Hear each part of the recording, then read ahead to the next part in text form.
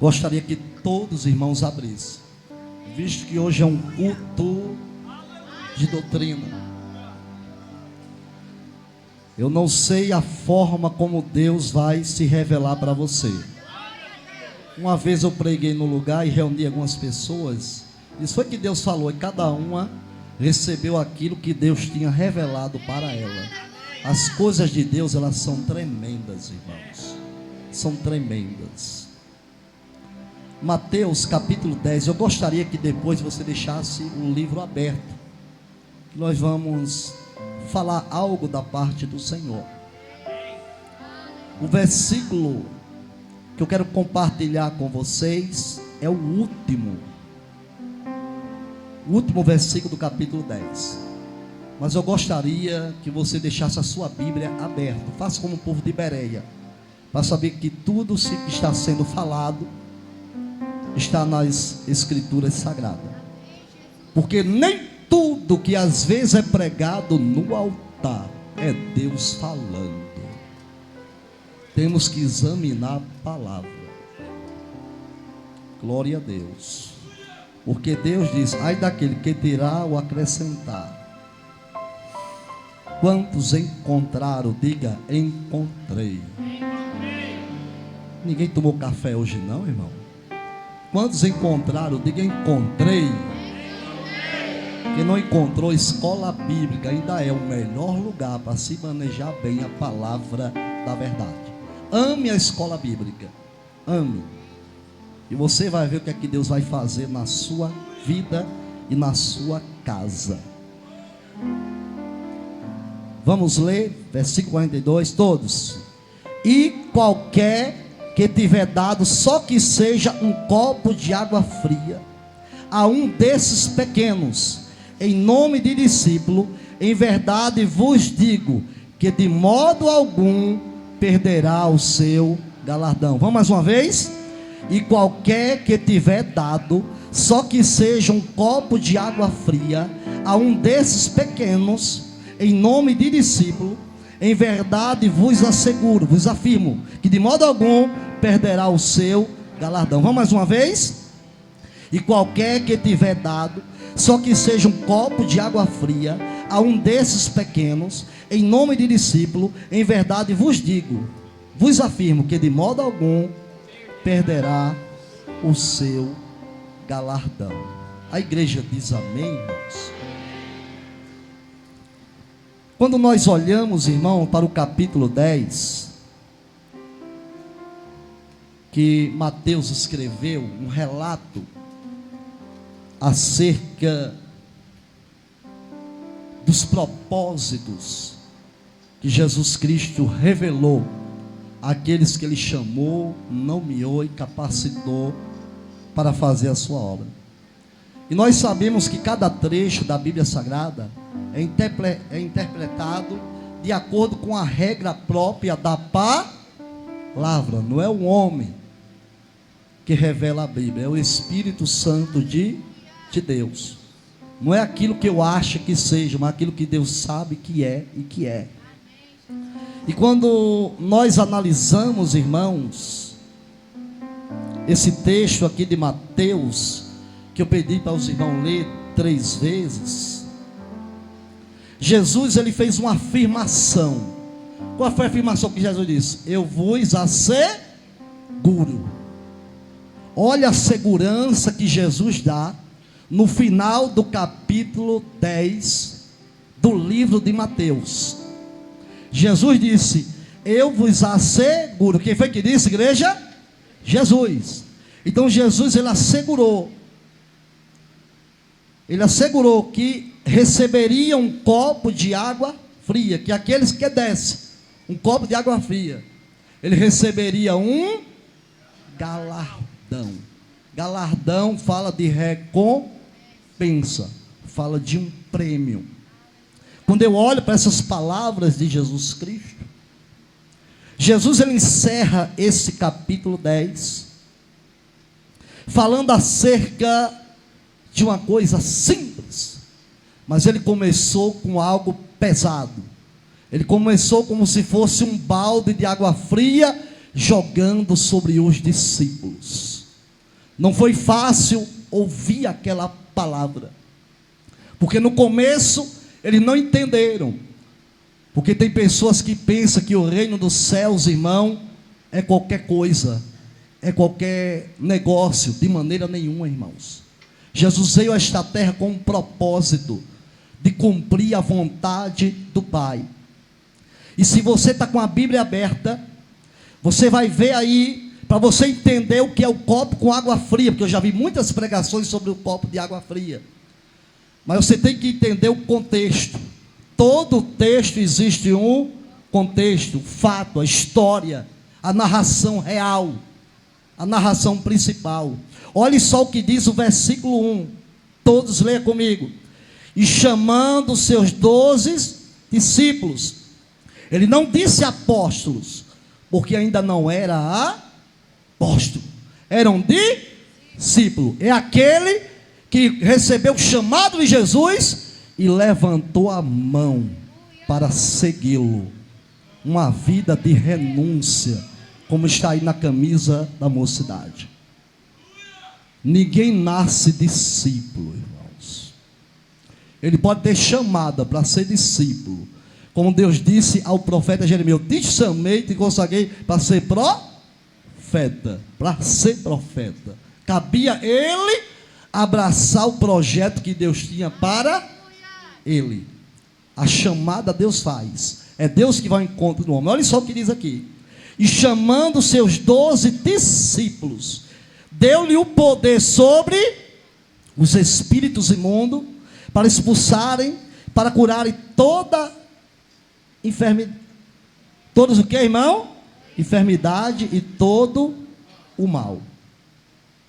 E diz aqui, irmãos, que naquele momento ele falou o nome de cada um deles, que o próprio Mateus escreveu como apóstolos. São esses: Simão, Pedro, que sempre Simão, irmão, sempre é narrado em primeiro. Pense, Pedro sempre foi narrado em primeiro, nas páginas contundentes. Depois ele fala sobre quem, irmão? André, seu irmão. Tiago, filho de Zebedeu.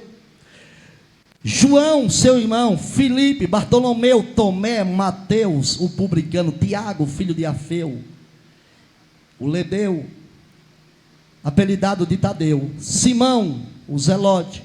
E Judas Iscariote, aquele que traiu Jesus.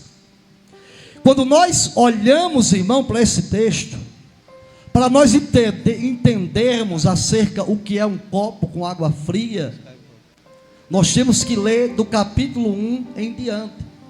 Aí você vai entender porque Jesus terminou falando acerca do copo com água fria e acerca do galardão.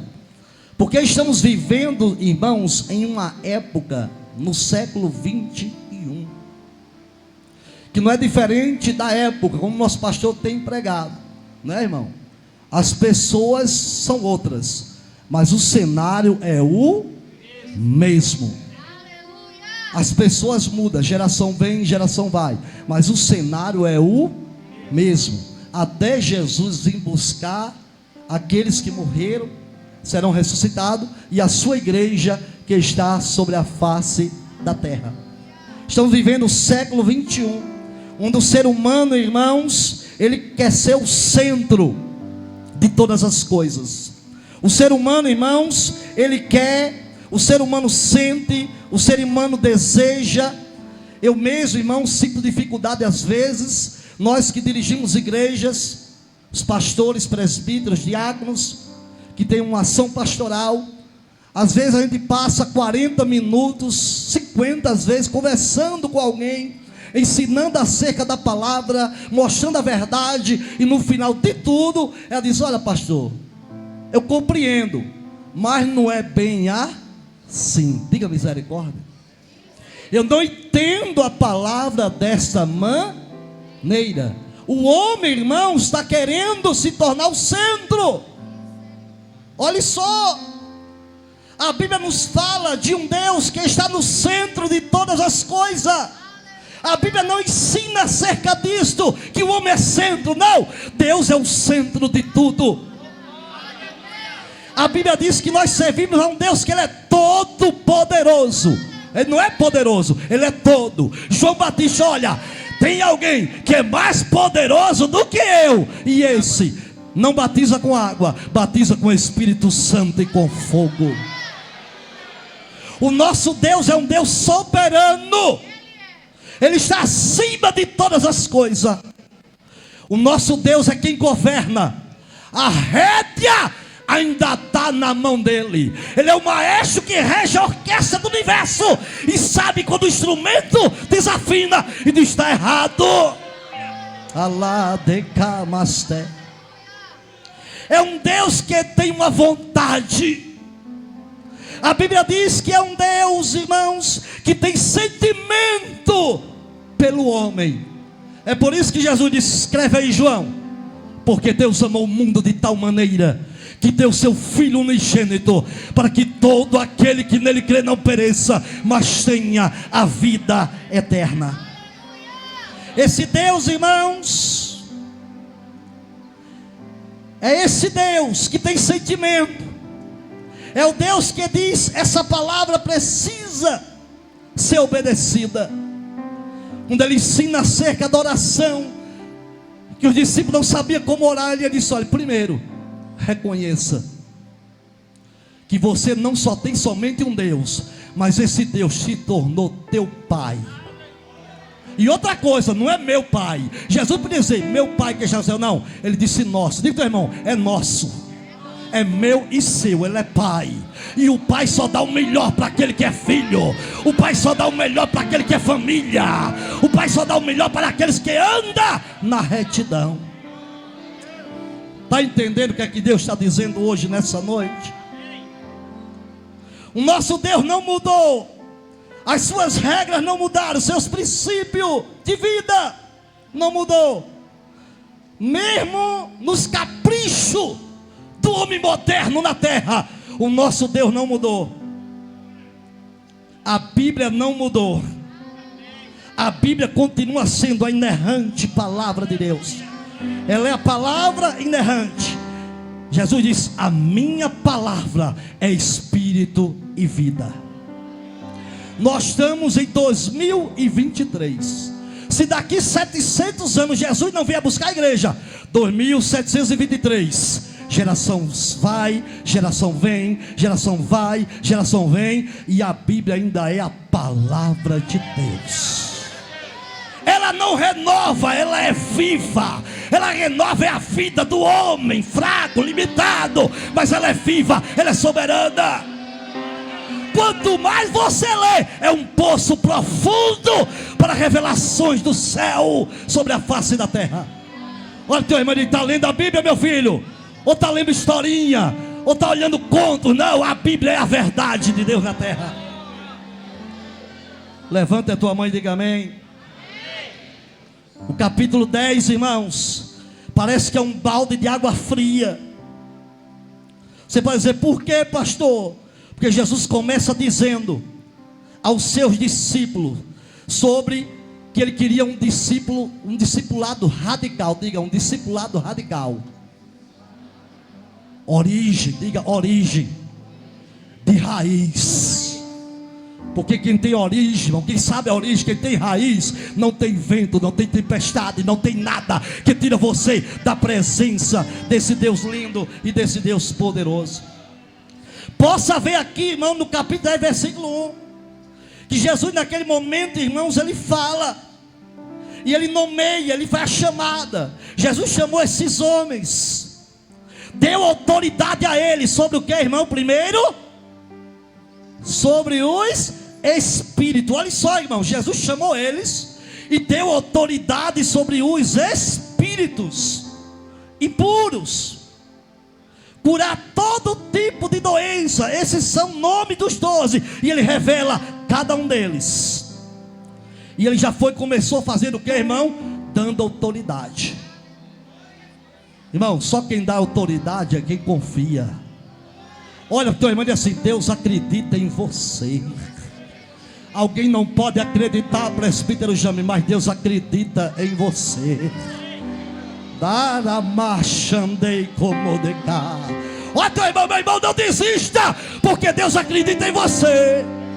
Mesmo você ainda não entendendo os mistérios do céu, mas Jesus te diz: vem cá, eu estou te dando autoridade. Primeiro, sobre o espiritual.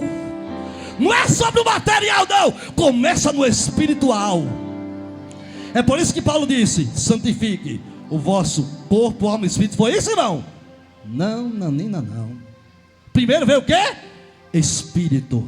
Depois veio a alma. Depois o corpo. Olhe como Jesus começa, irmãos, um discipulado radical, estreito. Ele diz: vem cá, eu vou mostrar o projeto do Pai. Vem para cá tudinho. Chegou, aí diz aqui: e chamando eles, disse-lhe: dou poder a vocês sobre os espíritos, sobre todo o mal. Diga amém, irmãos. Olha só. E depois, irmãos, que ele fala acerca dessa autoridade, Mateus revela aqui, irmãos. Abra aí, por favor, o versículo 36. O que é que diz o 36? 1, 2, 3, todos.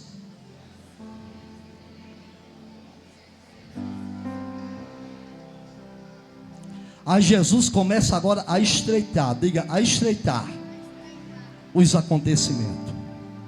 Olhe só como o nosso Deus, ele é lindo. Primeiro ele deu o que, igreja? Autoridade, diga, autoridade.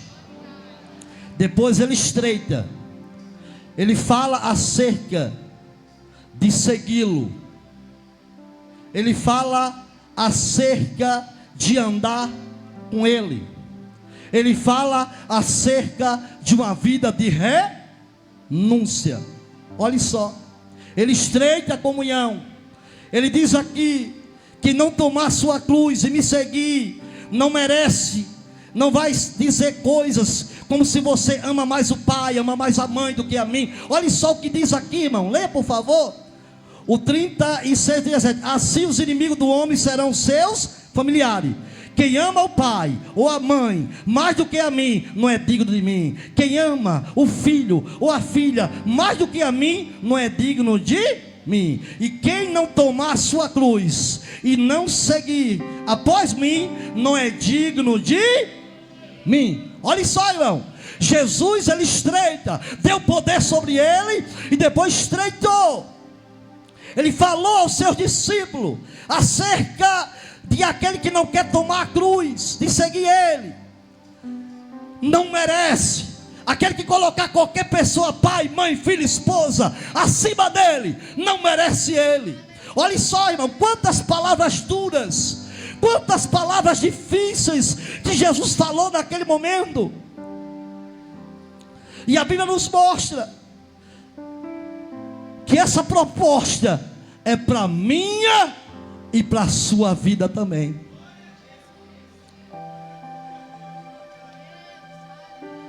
Pastor, por que o senhor diz que é o discipulado radical? Por quê, irmão? Porque ele nos chamou para uma proposta radical, de raiz, de origem. Mudança de vida, irmãos, é um discipulado radical. É um discipulado também que apresenta os desafios. E eu anotei aqui, irmãos, alguns desafios radicais que Jesus propôs a cada um deles. 7 compromissos, diga comigo, 7 compromissos radicais, 7 responsabilidades que ele cobrou aqueles 12 homens, e que ele cobra também para nós, umas delas a nós, porque uma serviu para aquela época. Olha o que diz, irmãos, ele é aos 12. O primeiro compromisso que ele diz aqui na sua palavra. Olha aí Mateus capítulo 10. Olha o que ele diz. Olha o que ele revela aos seus discípulos. Olha o que ele fala aos corações de cada um daqueles que estava com eles. Versículo 5.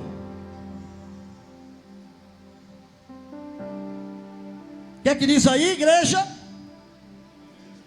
Jesus enviou os 12 e lhe ordenou, dizendo: ireis pelo caminho das gentes, nem entreis em cidade de samaritanos, mas ide antes as ovelhas perdidas da casa de Israel. Olhem só, irmãos, a primeira proposta, o primeiro compromisso: vocês vão somente as ovelhas perdidas da casa de Israel. Versículos 5 e 6. Ou seja, a prioridade vai começar pelo povo da aliança. Por que o povo da aliança? Porque Deus fez promessa iniciante a Abraão. Porque de Abraão veio Israel, e de Israel veio todas as famílias da terra.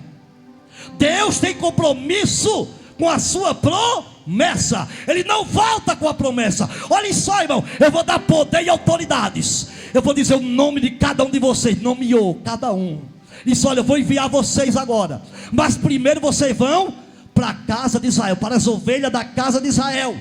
Se você ler Romanos capítulo 3, não dá tempo.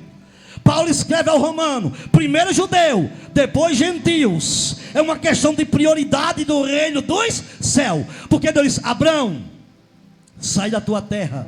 Ele não era Abraão, era Abrão. Sai da tua terra, sai da tua parentela e vai para o lugar que eu te mostrarei. Quando Abraão ouviu a palavra, arrumou lá e disse: olha, através de ti abençoarei todas as famílias da terra.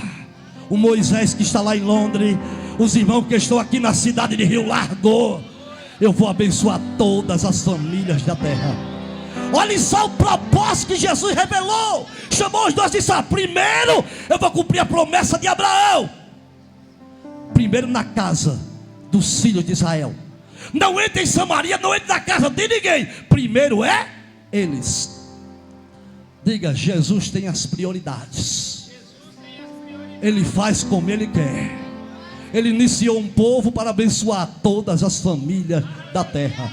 Levanta a tua mão e dê glória a Deus, meu irmão. Nosso Deus é tremendo. Por isso que Paulo disse: judeus, depois gentil. Todo o capítulo 3 Paulo revela. Ele entendeu o que Jesus falou aos 12 discípulos, que se tornaram 12 apóstolos. O segundo compromisso, ele dá outro compromisso. O que é que diz aí, irmãos? Versículo 7. Toda igreja. O primeiro compromisso qual foi? Ir primeiro a Israel, porque depois de Israel eu vou abençoar todas as famílias da terra. Versículo 7, o que é que diz? Ide pregai, dizendo o que, irmão? É chegado o reino dos céus. Agora eu vou profetizar de olho aberto, que Jesus disse: não é para pregar, não é para pregar o que eu gosto. Entendeu, irmão? Não é para pregar o que você gosta. Não é para pregar, meus irmãos, a mentalidade humanista, marxista. Não. Não é para pregar o autoajuda, para levantar o ânimo de alguém, não. Jesus disse: eu quero que você pregue o reino do céu. O reino do céu. O reino do céu. O reino do céu. O reino do céu. Está entendendo? Está entendendo? Não prega o que você quer, não. Prega o meu reino. É o meu reino que vai transformar a vida. O meu reino é a minha vontade. O meu reino é a minha soberania. Aonde o meu reino entra, as coisas mudam. O ladrão, eu não sei se foi do direito ou do esquerdo, irmão. A Bíblia não diz. O pessoal gosta de condenar o esquerdo, né, irmão? Misericórdia. A Bíblia não diz qual foi. Mas um dele olhou e enxergou Jesus, o reino. Jesus, lembra-te de mim quando entrar no teu reino. Olha, filho, o reino eu não garanto agora não. Porque quem morreu de Adão até agora está no lugar intermediário chamado seio de Abraão, é paraíso. Aí Jesus disse: olha, eu garanto que hoje mesmo você entra comigo no paraíso. Mas depois que eu morrer, depois que eu descer a parte mais baixa, vou anunciar: Eu sou a promessa de Deus. E vou pegar todo mundo, de Adão até agora, que andaram na retidão. Vou levar ao terceiro céu, na presença de Deus. Levanta a tua mão. Deus, teu irmão, o negócio é reino, meu irmão. Não é autoajuda, não. Deus está cansado de livro de autoajuda. Deus quer que pregue o reino. O reino é comida, é bebida, é alimento espiritual. É maior do que todas as coisas da terra. É o reino. Primeiro, as ovelhas de Israel. Depois para o gentio. Agora tem um segredo. Qual é, Jesus? A gente vai falar o quê? É o reino, irmão. Diga, irmão, é o reino. Fale sobre o reino. E Deus vai abrir a tua boca. E milagre vai acontecer. Levanta a tua mão. Irmãos, Jesus mandou pregar o evangelho do reino. O interessante é que depois que pregou o evangelho do reino, porque o Messias seria iniciado, o reino de Deus aqui na terra, através de milagres. Porque os rabinos de Israel utilizaria uma confirmação de que ele era o Messias. Porque lá em Mateus capítulo 24, Jesus falou que depois dele surgiria várias pessoas, vários falsos cristos, mas a credencial começava através de milagres, 7 milagres messiânicos, e um deles era a cura. Aí já disse: vocês vão pregar o reino do céu. E qual foi o terceiro, irmão, que ele falou aqui? Pregar o reino dos céu. E depois do reino do céu, o que é que diz a Bíblia, irmão? Bora? Espera aí, ele disse o que no versículo 8? Parou aí. Olha teu irmão. Cure os enfermos. Não é possibilidade não. Cure os enfermos. Cure os enfermos. Olha só. Curar os enfermos, limpos, leprosos, ressuscitar mortos, expulsar demônios. E fazer isso de pagando. Não, irmão. Pastor, eu prego, mas para Jesus batizar tem que me dar um dinheiro a mais. Existe isso, irmão. Pastor, o senhor quer cura? O meu cachê é tanto. Olha o teu irmão assim: para trás de mim, Satanás. Porque o evangelho do reino é de graça. O evangelho é de graça. Não se cobra, não estoque, não envolve charlatismo. É fazer de graça. Não é hábito de riqueza, não. Não é riqueza do evangelho, enriquecimento ilícito, não. É de graça. O evangelho é de graça. O evangelho é de graça, mas a graça foi paga pelo sangue derramado na cruz do Calvário. Aí os discípulos: eita, o negócio apertou.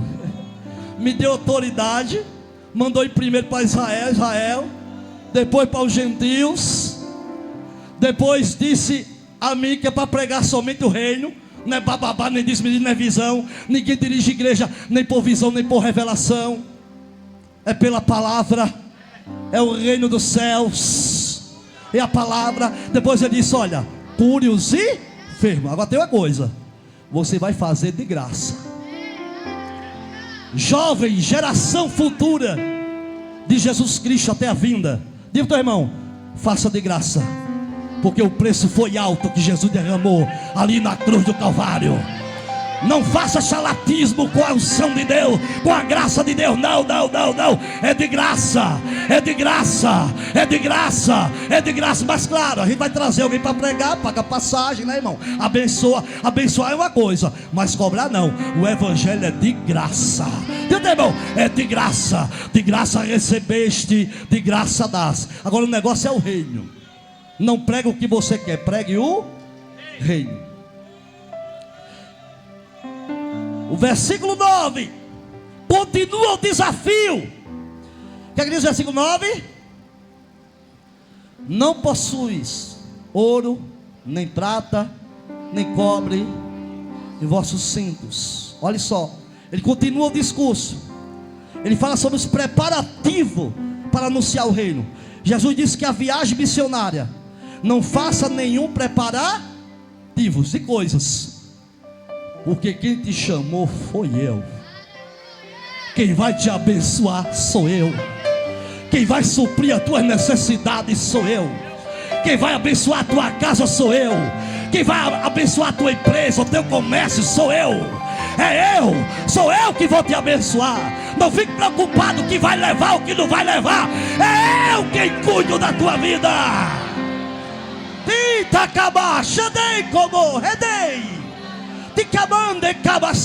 Aquieta o teu coração, que Ele é supridor nesta noite. Ele é supridor. Em quinto lugar, Ele manda o desafio de escolher. O que é que diz aí o outro, irmão? Para correr, para terminar.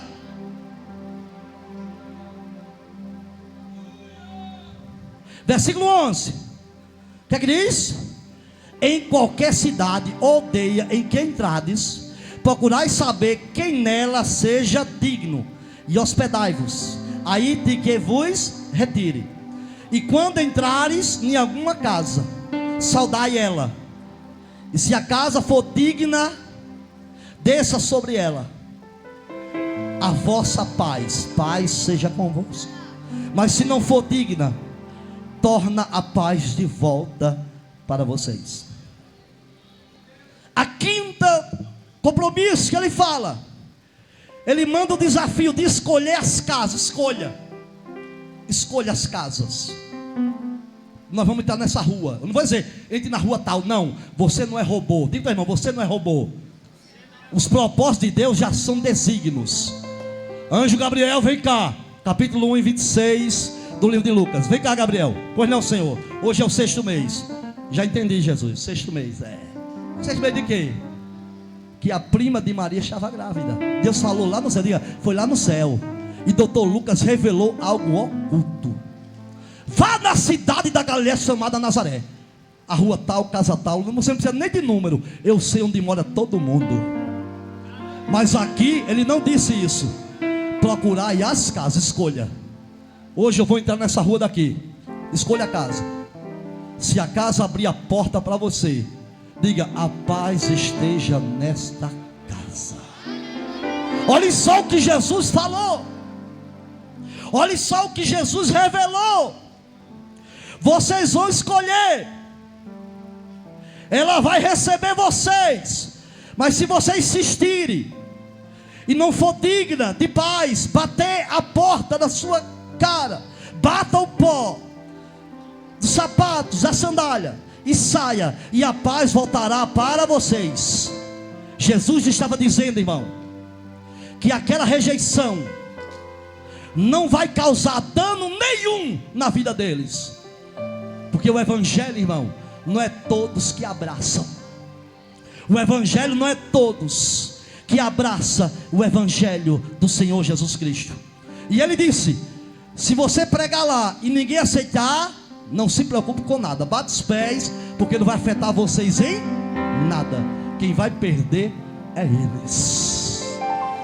Levante a mão e diga amém, irmão. Ninguém faz trabalho em vão para Jesus. Eu fiz evangelismo, não ganhei ninguém me recebeu. Você fez a sua parte do reino do céu. Levante a tua mão e dê glória a Deus. Jesus disse, escolha a casa, é bem mais fácil. Entre, paz. Se ninguém receber vocês, a paz retorna. Mas se receber, eu vou mudar a história daquela casa, porque a paz vai entrar dentro. Até aí estava bom, né, irmão? Ô glória! Aí no 7º desafio, ele diz o que, irmãos?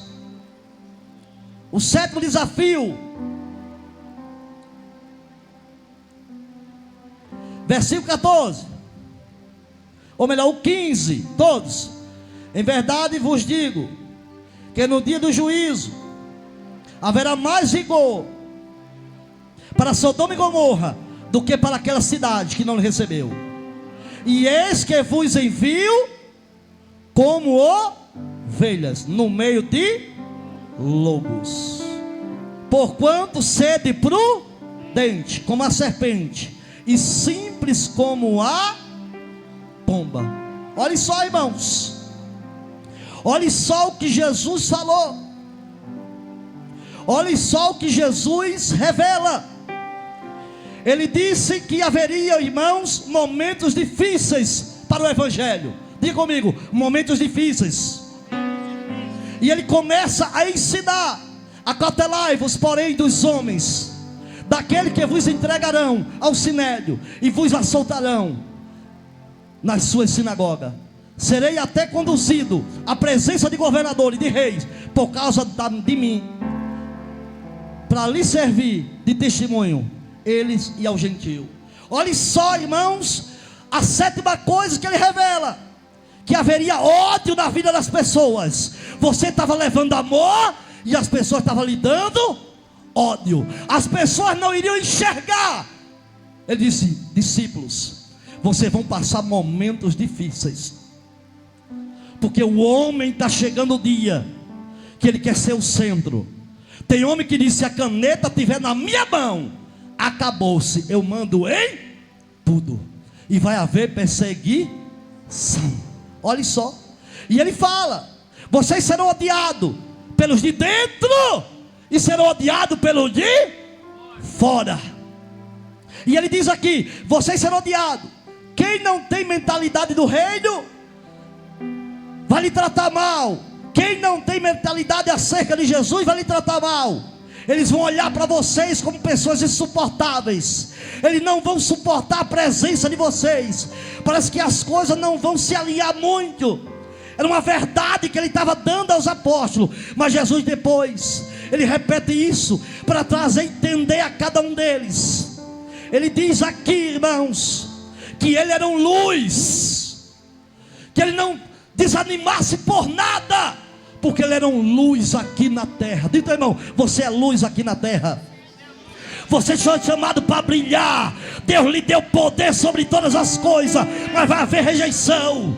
Estamos vivendo o século 21, onde não mais permite, irmãos, onde os obstáculos estão se levantando, onde as leis estão sendo colocadas para tirar o princípio da palavra, o princípio da verdade de Deus. Tudo isso está acontecendo. Tudo isso, o ódio, a gente leva paz e amor, e os homens levam ódio. Jesus disse: vocês vão ser odiados pelos de fora, pelos que ainda não têm a mentalidade. Vão dizer mentira contra você, vão lhe caluniar. Alguém vai dizer: olha, eu vi ela dizendo isso, eu vi ela dizendo aquilo. Jesus estava dizendo: mas vocês vão ser odiados também pelas autoridades. Versículo 17: acautelai-vos, porém, dos homens, porque eles vos entregarão ao sinédrio. Fala sobre governador, fala sobre tudo, fala sobre autoridade. Diga: autoridades. Pessoas que estão no poder e acham que tem poder sobre a igreja, mas não tem poder sobre a igreja. Mas Jesus disse que a perseguição vem, a perseguição se levanta. E naquele momento, irmãos, Jesus estava dizendo: olha, vai haver leis, vai haver decretos, que vai haver estatutos, que vai tentar tirar vocês, de impedir vocês. Não é novidade isso que está acontecendo aqui no Brasil. Versículo 17 e 18 fala sobre isso. As autoridades estarão perseguindo a igreja, perseguindo os discípulos, vão perseguir eu, vão perseguir você. O mundo está aí, irmãos, abraçando as coisas da terra, as coisas terrenas. Nós vemos aqui o que está acontecendo, como está acontecendo na China, no Afeganistão e em muitos países sobre a face da terra. Como a nossa irmã falou aqui, irmão, sobre a Europa. Não é fácil pregar mais o evangelho, as leis estão aí, mas Deus conta com um discípulo radical, que tem autoridade, que tem a chamada, que tem o reino do céu na vida, que não tem medo a nada. É porque Jesus disse: aquele que me negar diante, ele diz lá na frente, aquele que me negar diante dos homens, eu negarei diante dos meus anjos, na presença do meu Pai. Jesus fala esse evangelho radical, sobre a perseguição, sobre o ódio. Versículo 21 e 22 ele disse que a nora vai se levantar contra a sogra. Olha só, irmãos, a gente já vê isso há muito tempo. As famílias, olha o que ele revela no versículo 38 e 39, 32 e 33. Confessa Jesus diante dos homens, publicando, dizendo: sem negar, sem ser agente secreto. Diga para o teu irmão: não seja um agente secreto aqui na terra. Crente não se esconde de ninguém. Crente não se esconde de ninguém. Obadias chegou para Elias. Eita, Elias, tu é doido, tá aqui, vão te matar. O governador quer matar você, Jezabel quer matar. Quero saber não. Não é com Jezabel não, é com o marido dela, Acabe. Não, aí eu escondi. Eu cavei uma cova grande aí, 2 covas, escondi 50 ofertas na caverna e mais 50. Quer se esconder? Não. Se esconder não resolve problema. Quem tem o reino do céu, ele encara as coisas. Quem tem o reino do céu não tem medo da morte. É por isso que renúncia é pegar a cruz. Cruz, irmão, fala de morte. Cruz fala de dificuldade, de luta. Eu não nego a minha cruz de Cristo por nada. Eu não nego. E Jesus diz aqui, o 38 e 39, ele disse: são decisões radicais. Tomar a cruz, segui-lo, negar a si mesmo. É preciso morrer pelo evangelho. E no final, irmão, olha, Jesus disse: eu vou terminar a mensagem. Jesus disse: vai, Jesus. Eita, a última mensagem vai ser pesada. Tem uma coisa, vocês receberam muitas coisas, mas eu vou dar algo para vocês. O que é, Jesus? Qualquer que tiver dado, só que seja um copo de água fria, a um desses pequenino, em nome de meu discípulo, verdadeiramente vos digo, que de modo algum perderá o seu galardão. Era Jesus dizendo hoje: olhe, as empresas multinacionais, internacionais, você tem que atingir uma meta. Sim ou não, irmão? Para poder ganhar prêmio. É ou não é? Mas o reino do céu é diferente. E outro, irmão, o reino do céu é diferente. Baixa somente um copo de água fria.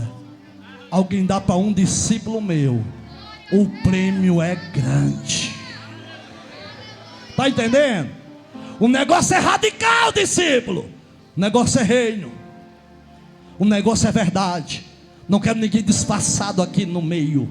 Eu quero verdadeiros homens e mulheres que preguem o reino, que andem na minha presença, que botem a mão dos enfermos e cure, que pregue a minha palavra. Doa a quem doer. Quem tiver caneta, não tem caneta. Eu ainda estou no centro. Eu ainda mando. Eu ainda controlo todas as coisas. A igreja fica em pé, deu glória a Jesus nessa noite, irmão. Jesus termina com uma coisa simples, pastores. Jesus termina com uma coisa simples, porque as coisas pequenas para Deus é grande. Irmão, uma coisinha só que alguém faz por você, por um discípulo, Jesus diz: eu vos asseguro que o galardão vai ser grande. Quem crê que está vindo galardão grande? Quem quer que família vai ser impactada depois desse culto, através dessa palavra? Porque você não vai pregar mais alta ajuda, não. Você vai pregar o reino do céu. Lá no Facebook, no Telegram, no Instagram, você vai pregar o reino do céu. Você vai mostrar que Deus é soberano. Pode estar em pé quem quiser. Deus ainda faz rei comer capim e dizer que Ele é santo e Ele é poderoso. E eu disse: olha, discípulo, é muita coisa, mas quem der um copo de água fria vai receber galardão grande, porque o copo de água fria vai saciar a sede de vocês. Esse copo de água fria é generosidade, é coração aberto. E você, quando pregar a minha palavra, meio à luta, você vai sentir alegria, vai sentir gozo, porque alguém vai abrir a porta, vai te dar um copo de água fria. Esse copo de água fria, você vai ver um milagre que Deus vai fazer nesta casa. Irabaxande como decai. Dei como redeixo decai. Fecha os teus olhos agora, irmão. Fecha os seus olhos e adora. Olha Jesus dizendo: eu chamei você, eu nomeei você, eu te dou autoridade para expulsar demônio. Você vai pregar agora para todo mundo na terra. Para todo mundo na terra. E você vai pregar o meu reino. É o meu reino. Eu vou abrir porta. Eu vou batizar com o Espírito Santo.